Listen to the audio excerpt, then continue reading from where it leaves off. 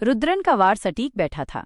शिवन का सिर चकरा गया और उसकी पकड़ नीलिमा के गले पर ढीली पड़ गई। नीलिमा खांसते हुए नीचे झुकी, सांस लेने की कोशिश करने लगी। तुम? शिवन दहाड़ा। उसने रुद्रन की तरफ मुड़कर अपने हाथ से खून पोंछा। उसकी आंखें लाल थीं।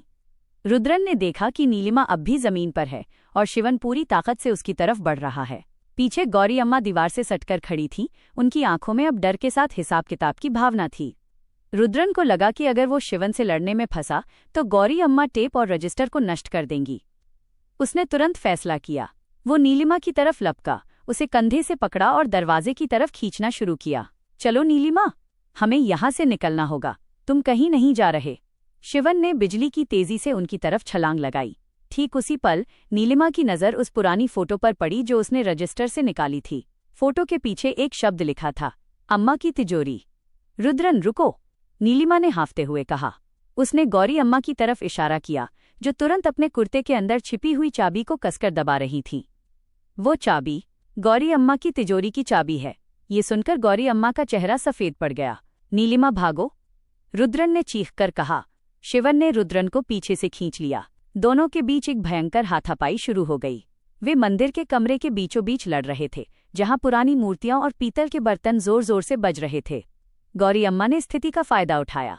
उन्होंने तुरंत जमीन से रजिस्टर उठाया और उसे फाड़ने की कोशिश की। रुद्रन, रजिस्टर! नीलिमा चिल्लाई। रुद्रन ने शिवन को एक झटके से दूर धकेला, जिससे वो एक खंभे से टकराया। इससे पहले कि रुद्रन रजिस्टर तक पहुंच पाता, गौरी अम्मा ने उसे 2 हिस्सों में फाड़ दिया। हाँ, अब ये राज यहीं खत्म। गौरी अम्मा विजयी भाव से हंसी। लेकिन तभी नीलिमा ने आगे बढ़कर जमीन पर गिरे हुए कलश के बिखरते कागजात को देखा और एक लिफाफा उठा लिया। उस पर लिखा था, मिस्टर वी मेनन के लिए मीरा की वसीयत। गौरी अम्मा का चेहरा डर से काला पड़ गया। यह ऐसा राज था जिसे उन्होंने कलश के अंदर सालों से छुपा रखा था। वसीयत? ये है कहाँ से आई? गौरी अम्मा हकलाते हुए बोली। शिवन, जो लड़खड़ाकर खड़ा हुआ था, अब अपनी माँ पर चीखा। क्या वसीयत? माँ, ये क्या बकवास है? इस छोटे से विराम ने रुद्रन को मौका दे दिया। उसने शिवन और गौरी अम्मा दोनों को धक्का दिया और नीलिमा का हाथ पकड़कर दरवाजे की तरफ भागा। जल्दी! दोनों दरवाजा खोलकर बाहर की तरफ लपके, लेकिन शिवन तुरंत उनके पीछे भागा। वे घर के दालान में पहुंचे। रुद्रन ने देखा कि हवेली का मुख्य गेट अभी भी बंद है और गौरी अम्मा के पास ही चाबियों का गुच्छा रहता था। उनके पास भागने के लिए बहुत कम जगह थी। अम्मा, गेट खोलो, शिवन ने चिल्लाया, पर उसकी माँ उसकी बात अनसुनी करती रहीं। वो अभी भी वसीयत के लिफाफे को घूर रही थीं। रुद्रन नीलिमा को खींचते हुए घर के उस हिस्से की तरफ ले गया जहां एक संकरी सीढ़ी थी जो छत की तरफ जाती थी। छत पर क्यों? नीलिमा ने पूछा। ये हवेली बहुत पुरानी है, इसमें एक गुप्त रास्ता जरूर होगा, रुद्रन ने कहा और सीढ़ियां चढ़ने लगा। शिवन गुस्से से पागल होकर उनका पीछा करने लगा। सीढ़ियां चढ़ते ही रुद्रन और नीलिमा को छत पर एक पुरानी जंग लगी दरवाजे वाली कोठरी दिखी। रुद्रन ने दरवाजा तोड़ने की कोशिश की, लेकिन वो नहीं खुला। नीचे से शिवन की आवाज आ रही थी, वो बस कुछ ही सीढ़ियां दूर था। रुद्रन ने निराशा में दरवाजे को जोर से लात मारी, लेकिन वो हिला तक नहीं। नीलिमा की सांस अभी भी तेज चल रही थी। उसने अचानक अपनी शर्ट के अंदर से मीरा की पुरानी फोटो निकाली। रुद्रन, फोटो के पीछे कुछ लिखा था। ये गुप्त रास्ते की तरफ इशारा कर रहा होगा। रुद्रन ने फोटो ली और उस पुराने जंग लगे दरवाजे के दाईं तरफ लगी धूल भरी दीवार की तरफ ध्यान से देखा। वहां धूल की एक मोटी परत के नीचे कुछ निशान खुदे हुए थे। वो निशान उस चाबी के निशान से मेल खाते थे जिसे गौरी अम्मा ने अपने कुर्ते में छुपाया था। रुद्रन ने दीवार पर बने निशानों को देखा। वे बिल्कुल वैसे ही थे जैसे गौरी अम्मा ने चाबी को छुपाया था, एक उलझा हुआ टेढ़ा मेढ़ा आकार। चाबी के बिना ये नहीं खुलेगा, रुद्रन ने हताश होकर कहा। शिवन की चीखने की आवाज सीढ़ियों से और तेज आ रही थी। वो लगभग छत पर पहुंचने ही वाला था। हमें ताला तोड़ना होगा, नीलिमा ने हाँफते हुए कहा। नहीं नीलिमा, ये ताला नहीं है, रुद्रन ने फोटो को दरवाजे के पास ले जाते हुए कहा। ये एक कोड है। ये दीवार में बनी एक तिजोरी है जिसे सिर्फ चाबी के आकार के निशान से खोला जा सकता है। अगर हम इसे तोड़ने की कोशिश करेंगे तो शोर होगा और हो सकता है कि ये तिजोरी हमेशा के लिए बंद हो जाए। तभी शिवन छत पर पहुंच गया। उसकी आंखें पागलपन से चमक रही थीं। अब तुम कहाँ भागोगे रुद्रन? शिवन चिल्लाया। रुद्रन तुरंत नीलिमा को ढकेलता हुआ छत के किनारे की तरफ भागा ताकि शिवन को उनसे दूर रखा जा सके। नीलिमा, जल्दी वसीयत पढ़ो, शायद उसमें कोई सुराग हो। नीलिमा कांपते हाथों से लिफाफे को खोलती है। लिफाफा गौरी अम्मा की अलमारी में पड़े कागजात की तरह पुराना नहीं, बल्कि ताज़ा लग रहा था, जैसे उसे हाल ही में वहां रखा गया हो। पूरी वसीयत में सिर्फ एक वाक्य लिखा था, लेकिन वो ज्वालामुखी से कम नहीं था। मैं, मीरा, इस मंगलम हवेली और इससे जुड़ी सारी संपत्ति अपने आने वाले बच्चे के नाम करती हूँ। यदि मेरे बच्चे को कुछ होता है तो ये संपत्ति मेरे दोस्त और शुभचिंतक वी मेनन के नाम हस्तांतरित हो जाएगी। मेरे पति शिवन और मेरी सास गौरी अम्मा को इसमें से एक भी रुपया नहीं मिलेगा, क्योंकि वे मेरी मौत के जिम्मेदार हैं। नीलिमा ने ये पढ़ते ही एक जोरदार चीख मारी। रुद्रन! मीरा गर्भवती थी और उसने सारी संपत्ति हमारे नाम कर दी है। अगर मेरे बच्चे को कुछ हुआ तो? नीलिमा ने कांपते हुए कहा। यह सुनते ही शिवन अचानक रुक गया। उसके चेहरे पर पागलपन की जगह भयानक डर छा गया। क्या? बच्चा? ये झूठ है, वो पागल थी, शिवन फुसफुसाया। गौरी अम्मा भी सीढ़ियों पर दिखाई दी। उन्होंने वसीयत का नाम सुनते ही अपने कुर्ते के अंदर छिपी चाबी को तेजी से निकाला। ये झूठ है, यह सब बकवास है। वह वसीयत कहाँ है? मुझे दो। गौरी अम्मा चीखीं और रुद्रन की तरफ लपकीं। चाबी उनके हाथ में चमक रही थी। रुद्रन ने देखा कि गौरी अम्मा पूरी तरह से बौखला चुकी हैं। वो जानती थी कि ये वसीयत पूरे परिवार को बर्बाद कर देगी। जैसे ही गौरी अम्मा रुद्रन के पास पहुंची, रुद्रन ने तुरंत उनका हाथ झटका। चाबी उनके हाथ से उछली और सीधे कोठरी के दरवाजे के पास बनी दीवार की तरफ गिर पड़ी। चाबी सीधे उस ताले के निशान के अंदर जा फंसी जिसे रुद्रन ने अभी देखा था। एक जोरदार धीमी क्लिक की आवाज आई। कोठरी का पुराना जंग लगा दरवाजा अपने आप खुल गया। अंदर एक अंधेरा संकरा गलियारा था। वहां एक गुप्त रास्ता है, नीलिमा ने चिल्लाया। तुम कहीं नहीं जाओगे? शिवन ने एक जोरदार झटके के साथ रुद्रन को पकड़ा और उसे जमीन पर गिरा दिया।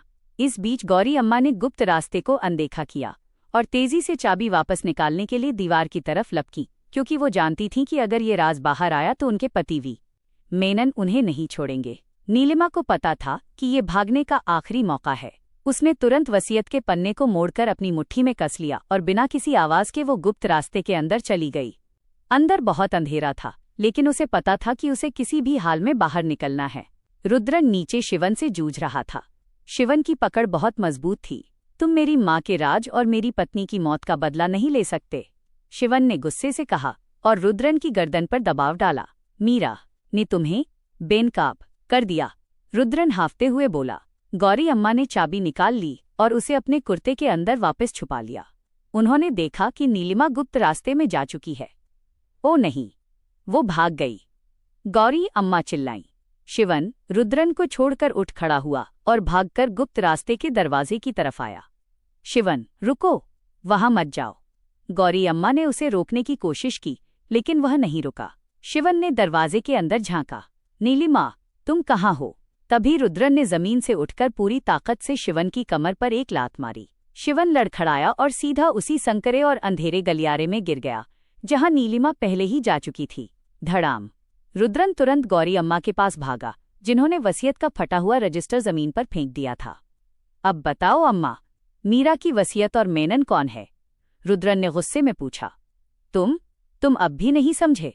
वी मेनन, वो मेरा पति, तुम्हारा असली पापा है, और अगर यह वसीयत उनके हाथ लगी तो वो हमें और शिवन को कभी माफ नहीं करेंगे।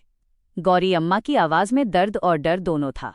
रुद्रन सकते में था, उसका दिमाग काम करना बंद कर चुका था। रुद्रन पूरी तरह से स्तब्ध खड़ा रहा। गौरी अम्मा की बात ने उसके दिमाग में एक भयंकर तूफान खड़ा कर दिया था। सालों का सच, जो एक झूठे रिश्ते की नींव पर टिका था, एक पल में ढह गया। मिस्टर वी मेनन, मेरे पिता, रुद्रन ने लड़खड़ाते हुए कहा। उसकी आवाज में अविश्वास और पीड़ा थी। हाँ, वही, और अगर तुम ये वसीयत या वो टेप उनके हाथ लगने दोगे तो वो मंगलम हवेली और हमें सब कुछ तबाह कर देंगे। गौरी अम्मा की आंखों में आंसू थे, पर वे आंसू डर के थे, पछतावे के नहीं। रुद्रन को महसूस हुआ कि उसके पास गौरी अम्मा की बातों पर ध्यान देने का वक्त नहीं है। नीचे गुप्त रास्ते से शिवन की गुर्राने और नीलिमा की डर भरी चीख की हल्की आवाजें आ रही थीं। नीलिमा अब शिवन के साथ अकेले अंधेरे में फंसी हुई थी। नीलिमा! रुद्रन ने तुरंत अपना सदमा भुलाया। सच बाद में भी सामने आ सकता है, लेकिन नीलिमा की जान अभी खतरे में थी। अम्मा, ये राज किसी भी हाल में बाहर आएगा, तुम अब भाग नहीं सकती, रुद्रन ने कहा, और बिना एक पल रुके वो वीडियो टेप और मीरा की डायरी को कसकर पकड़कर गुप्त रास्ते के खुले दरवाजे से अंदर छलांग लगा दी।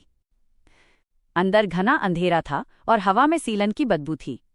रुद्रन ने महसूस किया कि वो एक संकरी पत्थर की सुरंग में है जो नीचे की तरफ जा रही थी।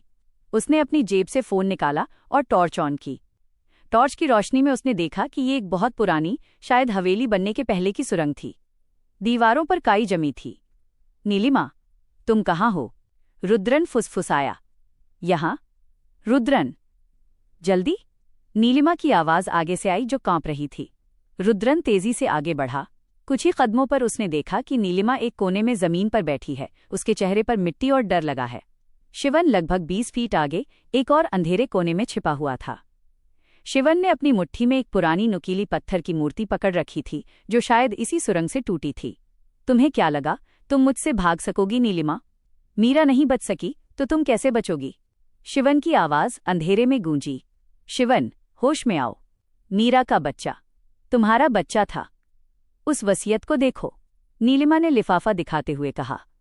झूठ, वो वेश्या का बच्चा मेरा नहीं हो सकता। शिवन ने दहाड़ लगाई और पत्थर लेकर नीलिमा की तरफ भागा। रुद्रन बीच में कूद पड़ा। उसने अपनी पूरी ताकत से शिवन को एक तरफ धकेला, जिससे पत्थर शिवन के हाथ से छूटकर दीवार से टकराया। तुम मेरी जान ले लो, पर उसे छोड़ दो। रुद्रन ने शिवन को कसकर पकड़ लिया। शिवन पागल की तरह लड़ रहा था। तुम कौन होते हो? तुम खुद इस परिवार के कलंक हो। एक अवैध बच्चा। रुद्रन का गुस्सा 7वें आसमान पर पहुंच गया। इस बार वो शिवन पर नहीं, बल्कि उस झूठ पर हमला कर रहा था जिसने उसकी जिंदगी को बर्बाद किया था।